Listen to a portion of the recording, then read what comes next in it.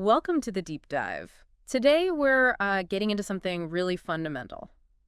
Crystal growth. That's right. How these amazing ordered structures actually come to be. Yeah, from solids, liquids, even vapor. We'll look at how it works and maybe why it matters so much. Exactly. And look, whether you're deep in the science or just, curious about how things like gemstones form, we want to give you a clear picture. Without getting totally lost in the weeds. Right. Our main guide here is Crystal Growth, the second edition, edited by Pamplin. It's a real cornerstone text in the field. Okay. So think of this as maybe your focused look into that big resource. So our mission then is to pull out the key ideas, the main techniques from Pamplin's book, give you a solid foundation. And hopefully spark a few aha moments along the way. Okay, sounds good. Where do we start? The book mentions 4 main ways crystals form, based on the starting stuff. That's the framework, yeah. First, growth from the melt. So liquid freezing into a solid crystal. Like ice forming, maybe? Sort of, but usually much more controlled. Then, growth from solution. That's when something dissolved in a liquid crystallizes out. Like sugar crystals from syrup. Good analogy. Third is vapor growth gas turning directly into a solid crystal. Less intuitive, maybe? Yeah, think snowflakes or frost, but again, often very controlled in the lab. And finally, solid state growth. That's one solid rearranging itself into another, often better, crystal structure. Wow, okay. 4 big categories. And within each, there are tons of specific methods. I mean, look at this diagram from the Oh, book. whoa, yeah. Lots of different paths. It really shows how much effort has gone into mastering this. But what's interesting is the core idea behind all of them. Which is? The system has to be out of equilibrium.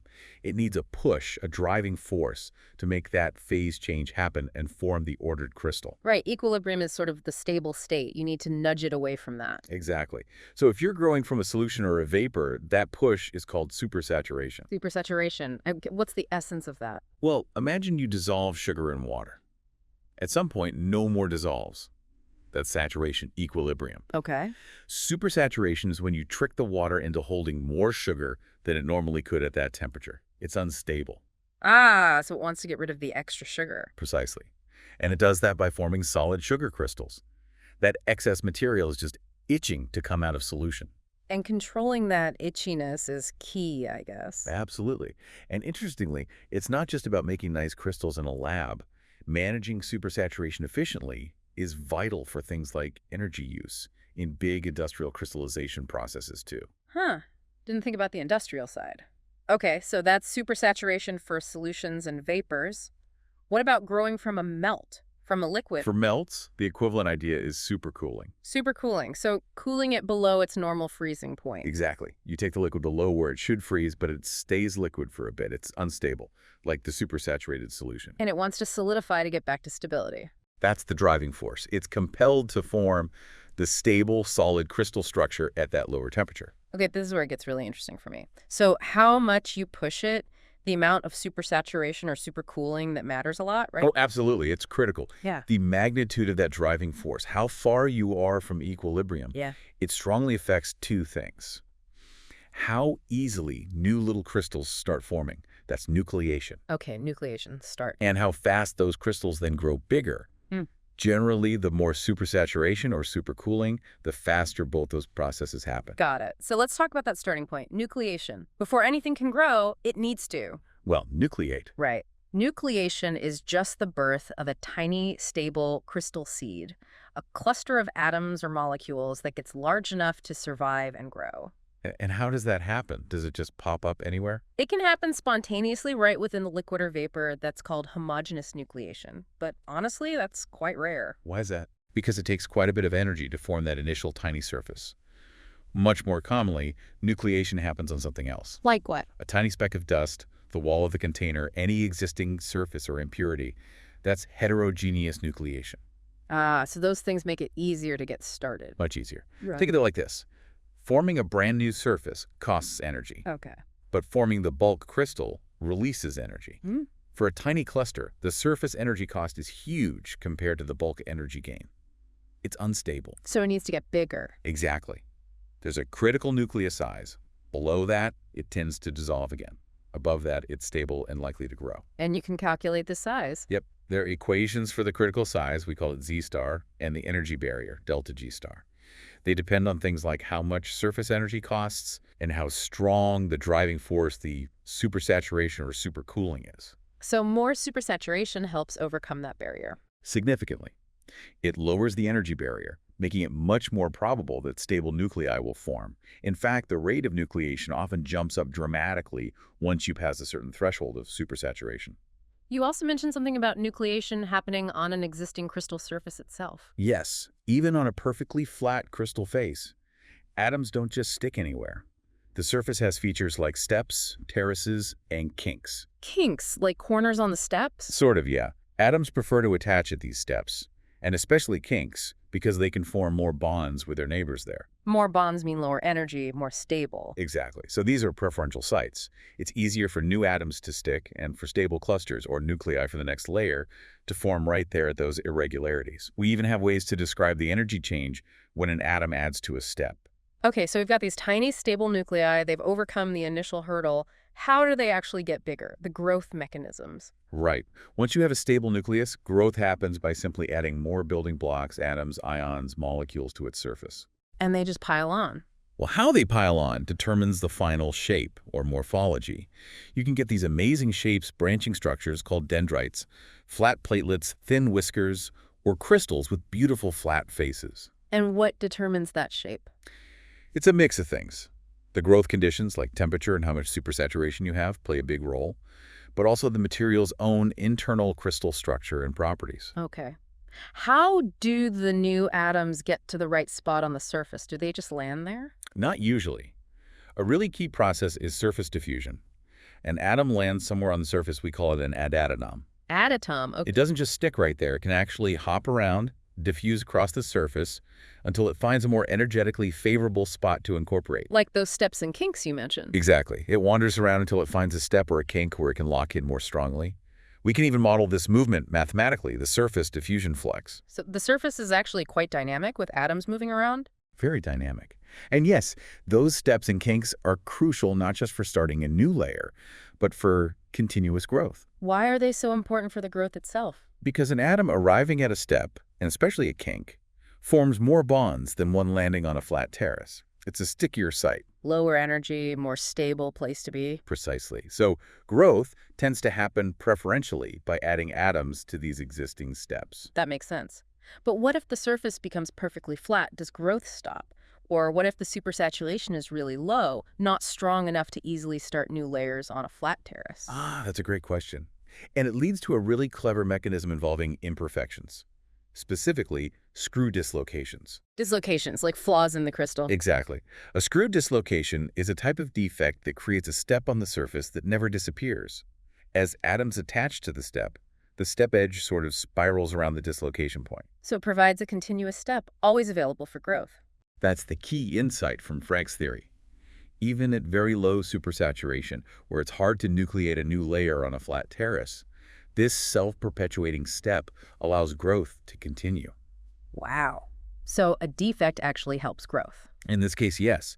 And the BCF theory, Burton, Cabrera, and Frank, combined this idea with surface diffusion, explaining how atoms diffuse across the terrace to these ever-present steps. It gives us equations predicting growth rates based on supersaturation when these dislocations are present. That's really elegant. So imperfections aren't always bad, but what about unwanted stuff, impurities? Can they mess things up? Oh, definitely. Yeah. Impurities are often a major headache in crystal growth. How so?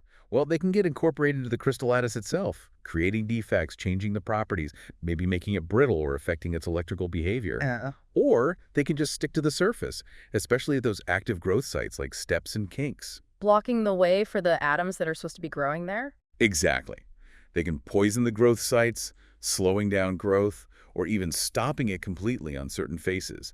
This can drastically change the crystal's final shape or habit. Right. Controlling purity must be vital then. Absolutely critical for high-quality crystals. Okay, we've covered the why and how in terms of physics, driving forces, nucleation, growth mechanisms. Let's circle back to those techniques, starting with melt growth. Right. Growing from the liquid molten state.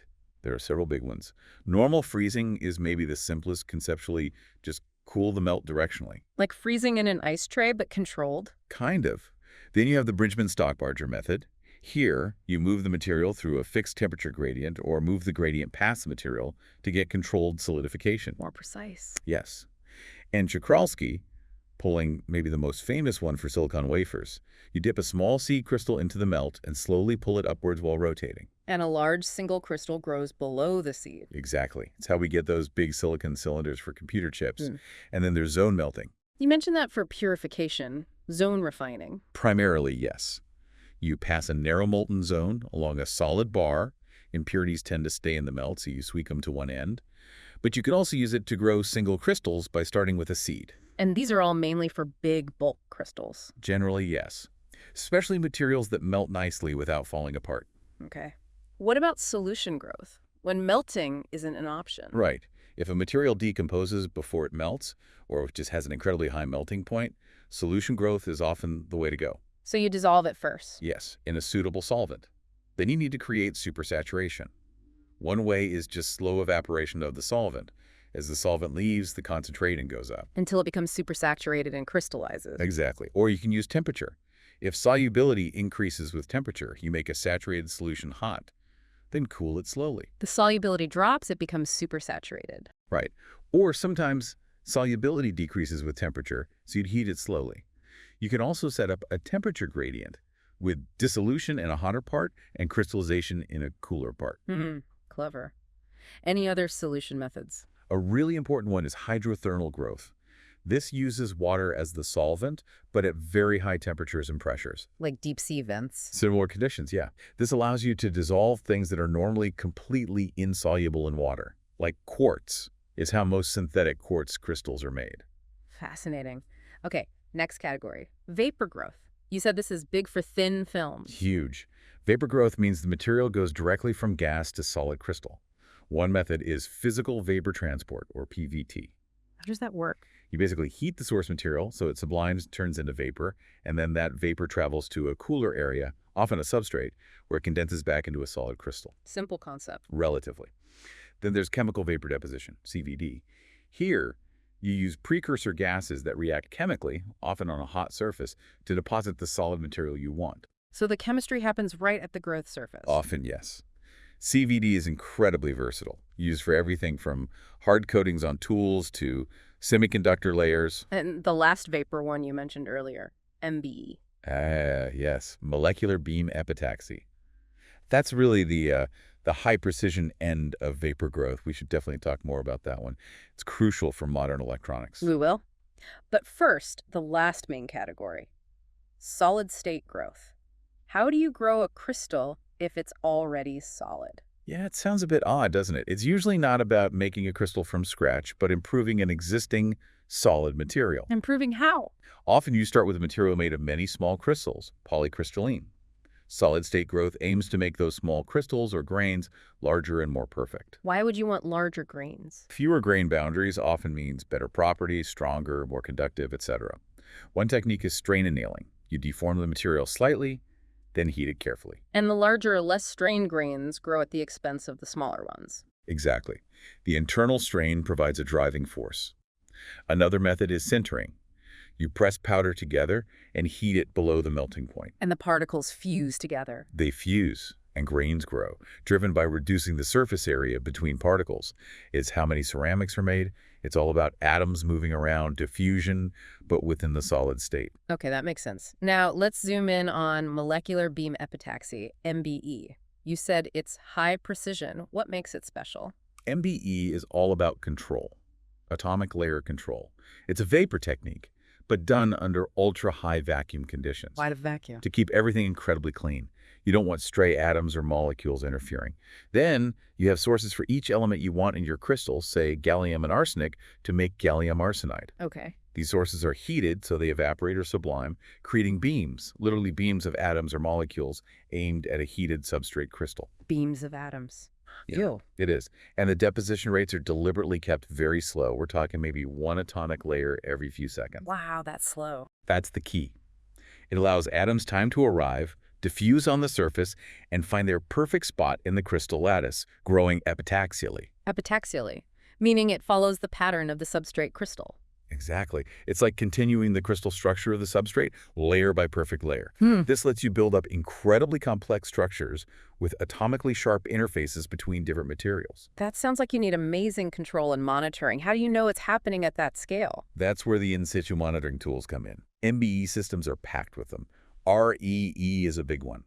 Reflection, high energy electron diffraction. RHED, what does that tell you? It shoots electrons at the surface at a glancing angle. The way they diffract tells you about the atomic arrangement on the very top layer. Is it ordered? Is it reconstructing? You can even see oscillations in the RHED signal as each atomic layer completes. So you can literally count the layers as they grow? Pretty much. Then there's AES Auger electron spectroscopy, which tells you the chemical composition of the surface.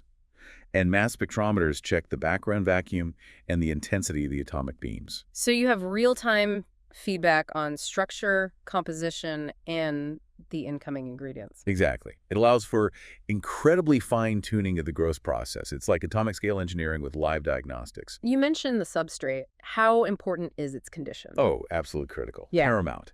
You need an atomically clean, perfectly ordered substrate surface to get good epitaxy. So preparation is key. Huge amounts of effort go into substrate preparation.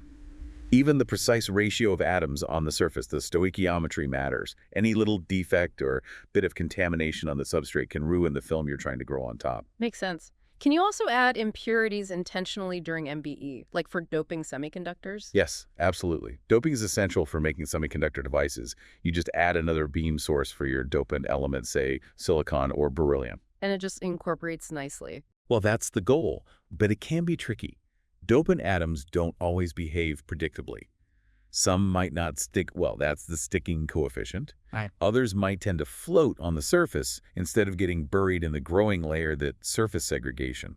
Controlling the doping level precisely requires careful calibration and understanding these effects. So more complexity. What kind of materials and devices rely on this MBE technique? It's fundamental for high-performance compound semiconductors.